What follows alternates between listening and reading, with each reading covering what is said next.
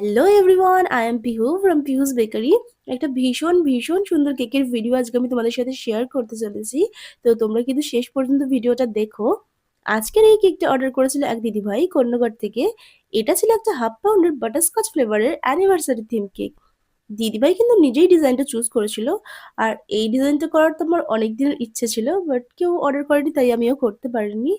তো দিদিভাই বলেছিল কেকটা রেড অ্যান্ড হোয়াইট কালারের মধ্যে রাখতে, তো আমি সেরকমই করার চেষ্টা করেছি।